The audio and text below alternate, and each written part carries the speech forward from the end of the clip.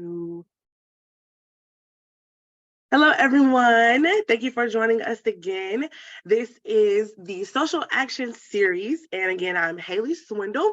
I serve as the chair of the Social Action Committee for the Alpha Sigma chapter of Sigma Gamma Rho Sorority Incorporated. And today's topic is education. And we have with us today a very dear soror Maxine Jones. And just to give a little introduction to Professor Maxine, she received her Bachelor's of Arts, her Master's of Arts, and a PhD, all from Florida State University. She has also joined the faculty of Florida State University in 1982. She has co-authored 3 different books on African American history in Florida, titled, one of them titled Talladega College, the First Century, the Education for Liberation, the American Missionary Association, and African Americans in 1890 to the Civil Rights Movement, and also African Americans in Florida. And she received the Carlton W. Thibault Book Prize from the Florida Historical Society in 1994. And Professor Jones is also the principal author of the report of the Rosewood Incident of the Florida Legislature in 1993. So thank you so much for having us today and talking with me today. I'm glad to be here. Thank you, thank you. So what I've been doing in all of my interviews is pretty much starting off with what we call the daughter of. And so it's pretty much just like naming your past ancestors. And so I'll start just to give you an example. I'm Haley, the daughter of Lynetta, the daughter of Gladys, the daughter of Bertha, the daughter of Mary Washington. I think that's as far as I can go, but that's just how it goes. And so you just go back as far as you really can. Okay, well, I can't go back very far, really. I am the daughter of Lula Mae and Eunice. And I didn't know my father's parents. And my mother was, her mother died when she was young. So the family was split.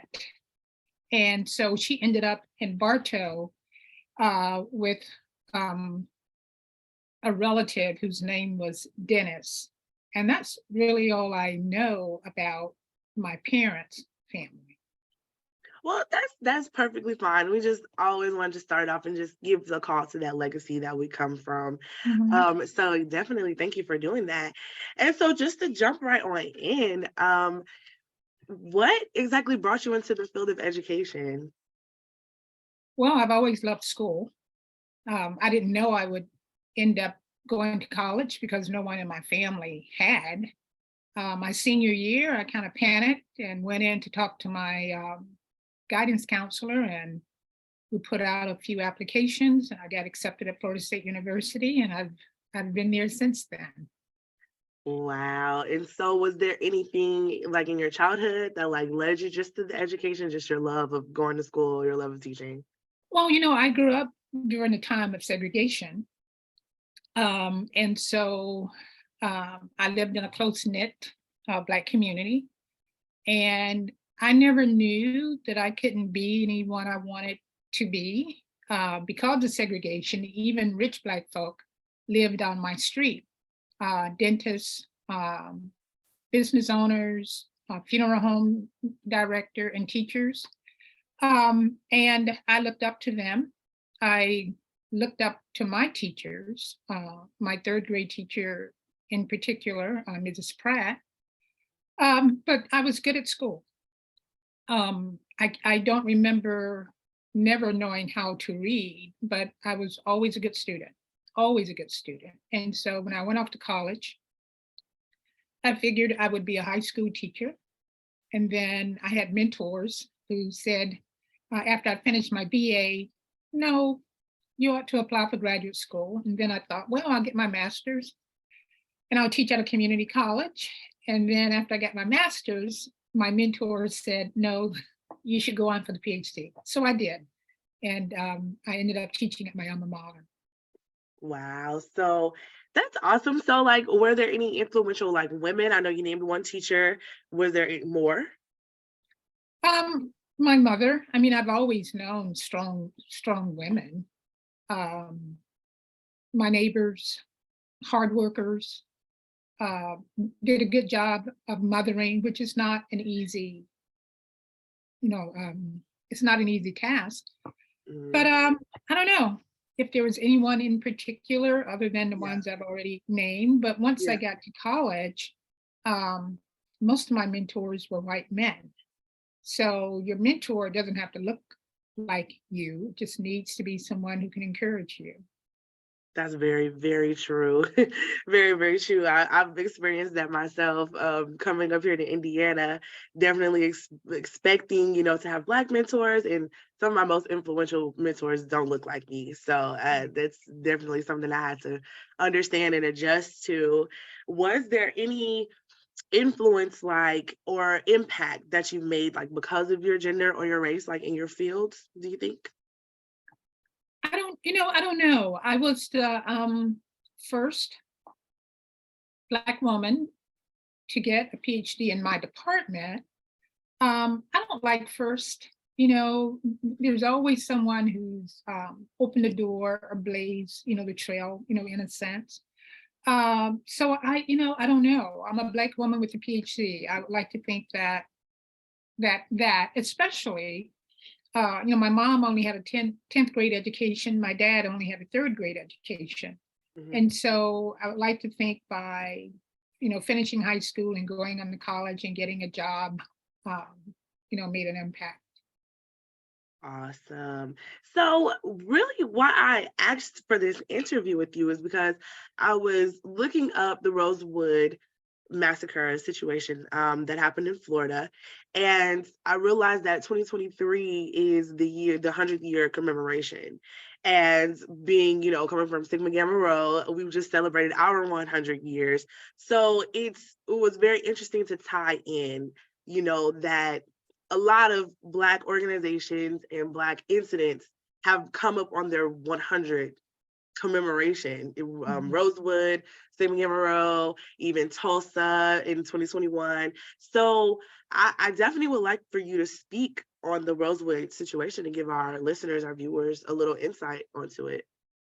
Well, I think it's important to remember the past, the good, the bad, and the ugly. And in January, just last month, we did commemorate the 100th anniversary of Rosewood. We did so at the University of Florida's Law School in Gainesville. And it was, I thought everything turned out nicely. A lot of hard work went into it. But in 1923, a white woman, well, let me back up and say that Rosewood, is a small Black community in Levy County, Florida, rural. Most of the residents there own their homes or own some property. But on January 1st, 1923, a white woman named Fannie Taylor claimed that she had been assaulted by a Black man. Whites gathered in search of that Black man, and in the process, they destroyed this self sustaining Black community. Now, there were two stories. There was Fannie Taylor's story that she had been attacked by a Black man, but a woman named Sarah Carrier and her granddaughter were actually working at the Taylor's home that Monday. And it was a white man, um, they say, um, who was in her house. They had an argument. He beat her. And in order to explain her bruises to her husband, she claimed that it was a Black man. But evidently, this was her lover. It wasn't the first time he had been there. Mm. So, a week of violence, basically that Monday, they ended up killing a man named Sam Carter. Then on Tuesday and Wednesday, things were sort of quiet, but tensions, definitely were growing. And then that Thursday night, whites attacked the home of the Carrier family. There was a shootout, killings. I think we know at least 3 people died that night. Sylvester Carrier, his mother, Sarah Carrier, and a woman named named Lexi Gordon. The women and children ended up in the swamps for a couple of days, for safety. There was another killing on Friday, actually 2 killings on Friday. And then on Saturday, a train came to get the women and children and took them to Gainesville. And then on Sunday, whites returned to Rosewood and burned all of the remaining structures there. There was a grand jury investigation, but no indictments. No one ever was indicted for the murder of 6 Blacks. And there were 2 whites killed during the shootout on that Thursday night. But no one was ever indicted for the murders. Neither was anyone ever indicted for the arson and the thefts that took place that week. And then after that, Rosewood was kind of, swept under the rug. The families involved, of course, were scattered. And many of them took a vow of silence, never to mention Rosewood. There was fear. And couples were married. One spouse never told the other spouse about that week of violence. So it just became hidden history in a sense. And then after one of the family matriarchs died in the early 1990s, her son and other relatives felt that they could move forward and try to seek some type of compensation from the state of Florida. And that's basically how I got involved. A claims bill was filed with the state of Florida, and the state of Florida needed a historical study done. And myself and colleagues from other state universities, FAMU and the University of Florida, we conducted the research and compiled a report, which played a role in helping them to make their decision about, compensating the family. Now, this is a boiled down, bare bones story Right. of what happened. Yeah. Right. So I know that you've discussed this in your classes with your students. How do you handle like any of the, I want to say like negative feedback, not necessarily negative feedback, but like the disbelief of this story, like maybe from your students or anything like that? Well, I think most students are, not all, but most Black students have some idea of the struggle that Blacks have had in America. And I think the disbelief comes when they hear that nothing was ever done about it, that these people just got away with murder and they got away with theft. I think that's where the disbelief, comes in. Mm-hmm. And so there's never been any students that are just like, that didn't happen. How would you know? Anything like that. No, you know what? In all of my years of teaching Black history, Mm-hmm. Talking about racial violence and sexual exploitation, no one has openly confronted me about it. Again, I think they are kind of shocked to think that something like this could have happened, but not just happened once, but continued to happen.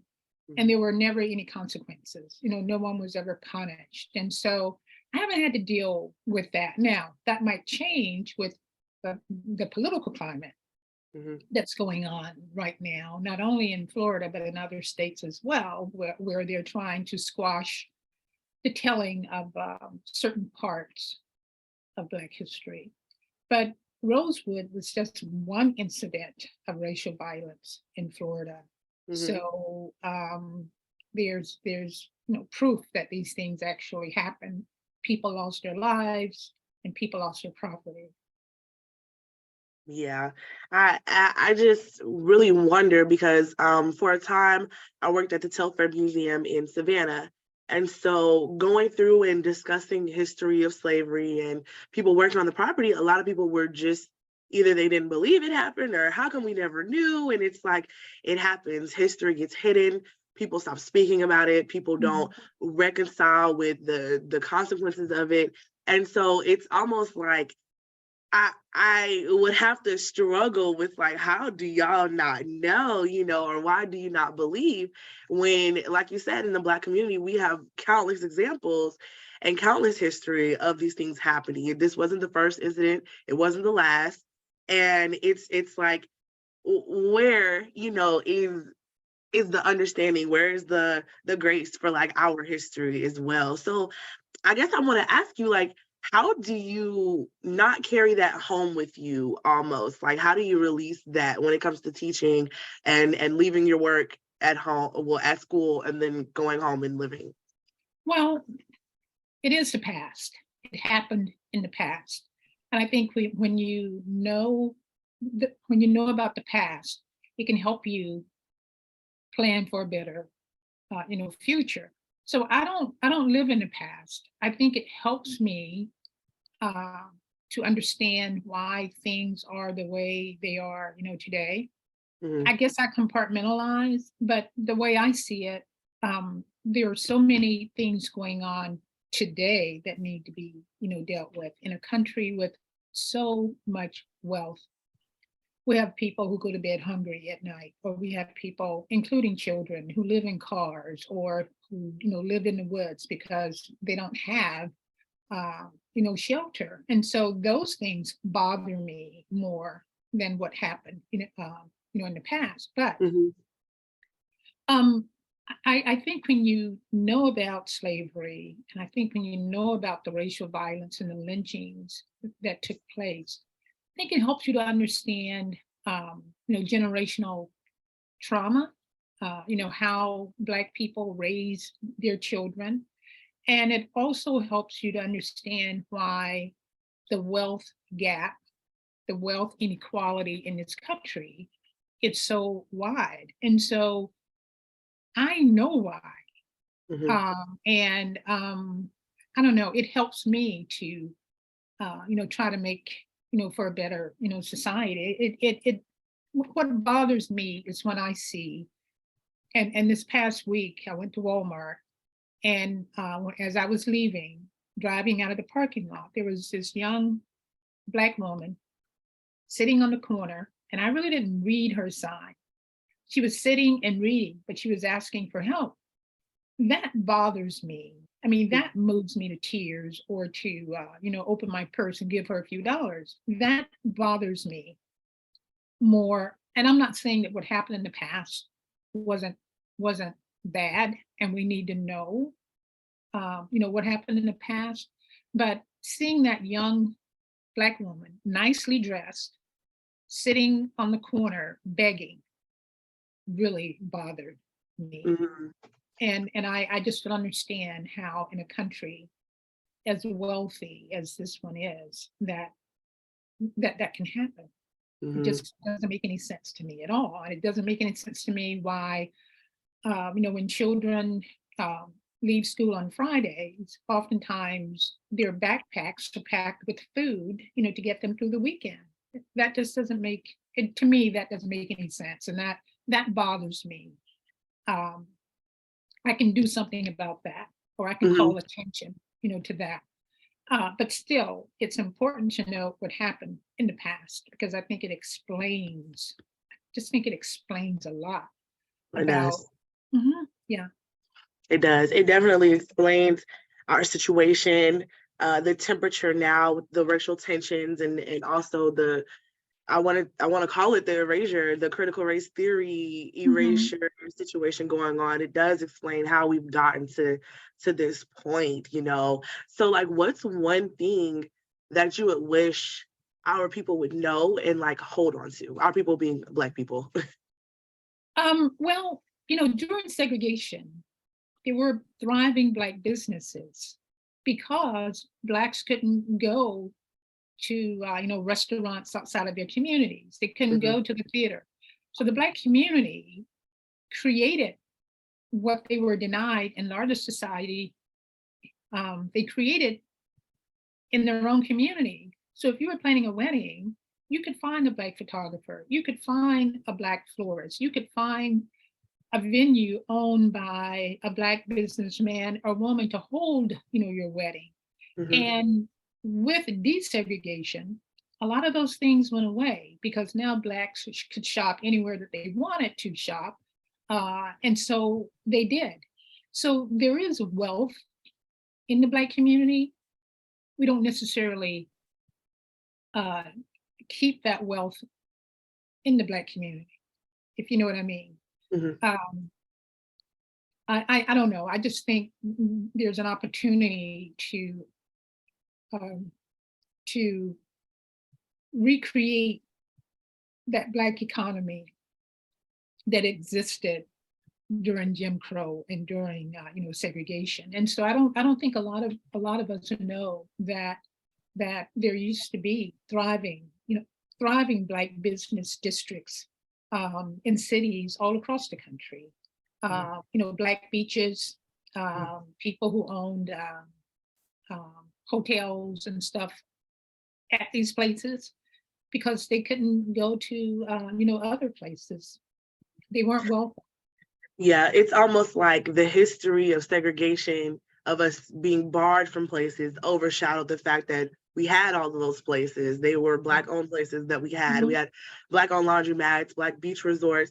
And so, what I've been seeing lately, for one, is a lot of people are saying, like, okay, we're a part of the African diaspora. We know where we come from. We know our African heritage, but it's almost like attributing to like the erasure of Black American like culture, that us Mhm. here in America, we are Americans. We built, buildings and movie theaters, and we have these things. And it's like it almost, segregation almost did its job, where we don't even believe that those things happened, Yeah, that we didn't come from those places. yeah. I often tell my students when we're talking about civil rights, there were things that we wanted, and so when they presented that platter of things, to us, instead of taking the things off of that platter that would help us, we took the whole platter.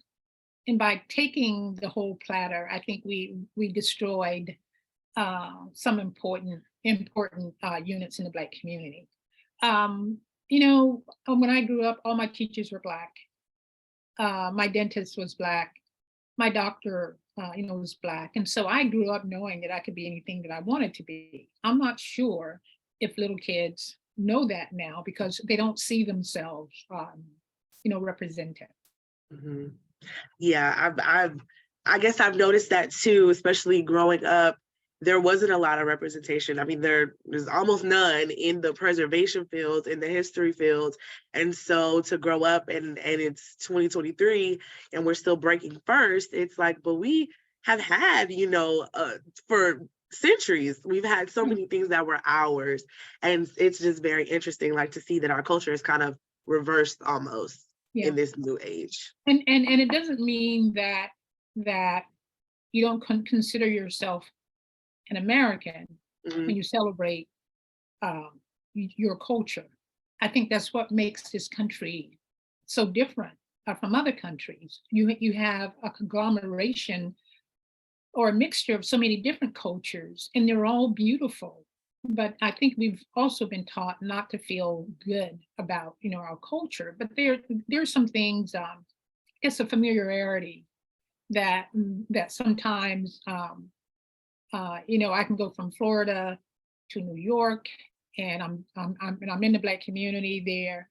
Um, there's some commonalities there, and I think you can find that in all cultures, really. Um, and just because you're proud to be who you are doesn't mean that you're taking anything away from anybody else or denying other people um, pride in their own heritage. But I don't know. Sometimes I feel that people start talking about hyphenated Americans. Why aren't you just an American? Why is it African American? Well, other Americans do it all the time. They're Greek Americans, they're Irish Americans, but for some reason, when Black people do that, it puts some people off. But Mhm. all Blacks are not alike. We are not a monolith. We don't think alike. We don't all want, the same things. well, we want equality, of course, we want economic opportunity, but I even worry about that now with everything that's going on. Um, I was reading about UVA, and I think they're trying to squash. See, they put our founding fathers on these pedestals, and it's like they're gods, that they weren't human, that they didn't have sex, and they didn't, do the things that normal people do. And I believe no one is all good or all bad. And I don't necessarily believe that you have to, tear down a statue of Thomas Jefferson because he had a relationship with a slave woman. Now, I know some people do. I just, as a historian, I just don't see that. I do believe in telling the truth. I believe in telling, the whole story. Well, it's really bothering some people right now that slavery existed in this country, and they don't want us to talk about it. And you know what? You can take slavery off of the table and look at what happened to Black Americans once they became citizens of the United States. Things didn't get better after slavery. In fact, one could argue that they got worse, that they had value as enslaved people, but as free people, they didn't. So they were lynched, left and right. And as you know, as a historian, after the Civil War, the more things changed, the more they remained, the same. Mm-hmm. Life didn't change that much for Black people. And then we know what Jim Crow did. And, they don't want us to teach critical race theory, which no one really teaches, anyway. We can go back and look at the laws in this country and show that racism and discrimination were systemic. They were a part of this nation's laws, and people can deny it all they want to, but they existed. Now, what I would like to highlight is the resilience of Black people. We've survived. It doesn't mean that we don't have, ways, to go, but we've survived. And I wish, I guess if I could make a wish, it would be that when I grew up in a Black community, and I don't mean just a Black neighborhood, I mean a community. We looked after each other. We took care of each other. I wouldn't mind seeing a little more of that. And I would like for us to be more proactive than reactive. And I just think that we need to, I don't know how to go about that, but I think we need to have a strategy. I think we need to plan ahead. And I don't know. I just think that we've lost a lot, but it doesn't mean that we can't get it back. But I think it's really important to be proactive than to just be reactive all the time. React. Exactly. And I think that a lot of people in there trying to be proactive, that's why we had Black people running for political offices. That's why we've established, HBCUs and other organizations. But it's almost like sometimes those things also worked against us as well. Yeah. Having politicians and couldn't trust them, or now we have HBCUs that are implementing policies that are just like PWIs, So it's like, when do us as a people like take that proactiveness and like take that self-care that we need? I don't know, but I've been thinking about the governor's policies here in Florida, and how those policies are going to affect FAMU, which is an HBCU. And I think for a lot of universities, PWIs as well as HBCUs, they're caught between a rock and a hard place because their funding comes from the state. And if you don't do what the state wants you to do, they can, cut your funding. So that's the problem there. But I don't think, I don't mean, I may be painting with the broad brush, but many of us don't support the institutions that gave us, so much.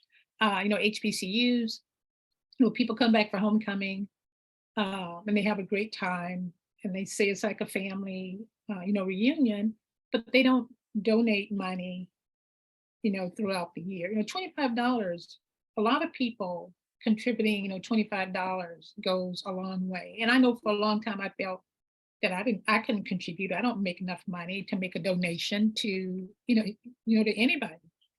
But $25, $30, adds up.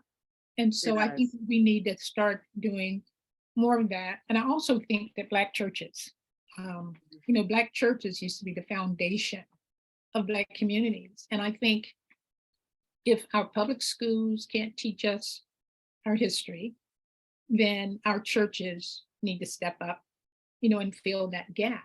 I know other, cultures, do that. The Jewish community, they don't rely on society at large to teach their kids their history. Right. It's the religious institution that does it, and they take it. It's a part of their culture to make sure that people know where they come from, and all of those, the good, the bad, the ugly, the right now, and they implement it into their children like at a very young age. And so it would be something wonderful to see us as a Black people have that, where our churches are not. We actually did a religion topic too.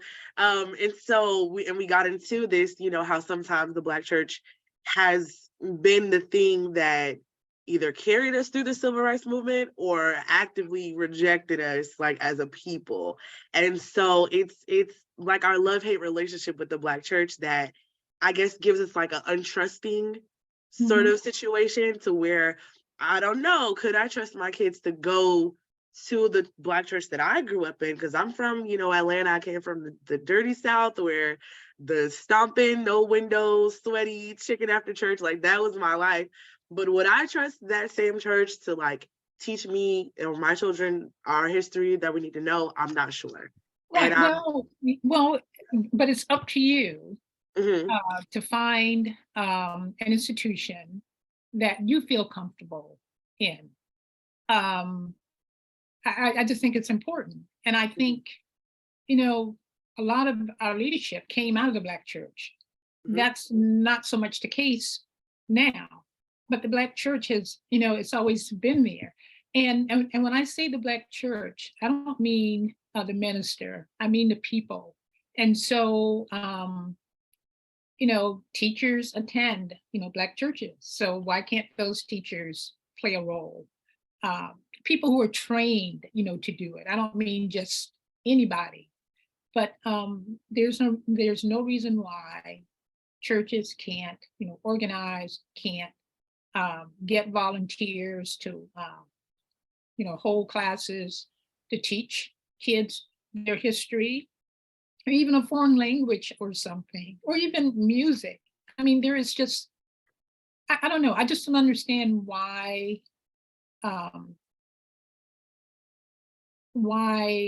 it's such a struggle when we have so much talent in the Black community and in the Black church, that we should be able to find resources there, resources that give young people, I guess, opportunities, the opportunity to learn how to play music or to speak another language, or, things like that. Right. I guess, and this is just like my thinking from the conversation that we're having, it may be the same analogy that you had from us with the segregation period, where, people are trying to, become the status quo, but we're losing the us part, the culture part of that. And they're trying to fit in with other churches or other communities and cultures, where we're losing, I guess the recipes. That's what people are calling it now. We're losing our recipes. And that's where they came from. They came from the Black church. They came from, the ministers, the teachers, and everyone all going to the same church in the community. And then throughout the week, your teachers and your moms and aunties all knew each other, and things like that. We are losing those, because I guess now it is the 21st century, where, you know, people are homeschooled, and you could be a Black person living out in the country and never seen Black people before, and that happens. And so Yeah. I guess it's like we need to go back and recreate that community and educate our people all over again.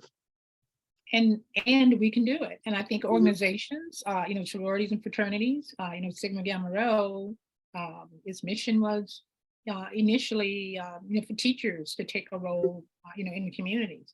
And I do think sororities and fraternities are providing, you know, some services, but we need to do more. Definitely. And so I guess I've come to my final question for you. How do you feel, or how does it make you feel to be considered a powerful woman? I don't think about it. Mm-hmm. I don't know. I'm weird, I guess, when it comes to that. I just don't. First of all, I don't like hearing myself. I don't like. I don't know. I've always run from the media. Always. I couldn't this year because of the 100th anniversary of Rosewood. And it hasn't been as bad as I thought it was. I've actually enjoyed it, you know, a little bit. I'm a little tired because of Rosewood, remembering Rosewood and Black History Month. But I'm just plain old Maxine Jones. I don't introduce myself as Dr. Jones. You know, it's just not who I am. I would like to think that I'm a positive role model. I try to be the best person, you know, that I can be. Family is really important to me. And I just don't know any other way to be, just to be me. And that has worked well, you know, for me. I don't talk about my work much with my family. My granddaughter came home from school a couple of weeks ago. And well, two things. She was in one of her classes, and one of her teachers was actually talking about Rosewood, and actually came over to her desk and said, "And your grandma has something to do with Rosewood." And so that was kind of interesting. And then my daughter and my granddaughter were getting their nails done one Sunday in January, and my granddaughter looked up and saw me on TV. I was doing an interview with CNN, and she just almost flipped out of her seat. Now that's funny. That's funny to me. I get a laugh out of that. But she was so proud of that interview, her and our neighbor, that they've been showing it to everybody. But I'm just me. I love my family. I love being outside. I get to spend Monday, Wednesday, and Friday with my 11-month-old, you know, granddaughter. And I got a bunch of papers to grade, you know, this weekend. That's just me. That's you. Yeah. And that's awesome. Like, that's where your power lies, like within you being you and you doing what you have set out to do and teaching and educating the people. That's powerful enough. Definitely. Is there anything that you would like our listeners to know? Is there a way that we can get more information on Rosewood? Or, you know, I know that in Tulsa, they're doing something called the Greenwood Project, where people are reconnecting with their roots that they have lost, you know, that in their severance. So is there anything like that going on with Rosewood, or anything? Well, I think all this year there will probably be some events, you know, commemorating the 100th year. Those events haven't been, you know, planned yet, but if they go to the rememberingrosewood.com website, you can get updates there. And then there's a retired professor named Marvin Dunn. He has an organization that's called To Tell the Truth. I don't know if it's .org or what, but he takes take high school kids and others on tours to Rosewood and to other places of racial violence, you know, in Florida. And so if anyone, you know, is interested in actually visiting Rosewood, you know, there's an opportunity, you know, to do that. And also he's purchased several acres in Rosewood. He hasn't been welcomed there, but he's purchased a property there, and he plans on building a monument or opening a park or something like that, where he can keep alive the memory of Rosewood. And of course, I can always be um, reached at my email address, which you have. Um, Yes. and I'm almost certain that they can find the report on the web. If not, they can contact me and I can get that information to them. Well, awesome. I definitely thank you so much for talking with me today. This has been very educational, very, very necessary, very needed. I think the audience is going to love this. They're going to take so much from this. And I just thank you so much for joining me today. And I thank everyone else for listening and tuning in and sticking with us through the month of March, Women's Month, where we're celebrating our powerful women and their powerful topics. And so please stay tuned. We have so much to talk about: public history, education, religion, entrepreneurship. So thank you all so much. And I hope you all have a good afternoon.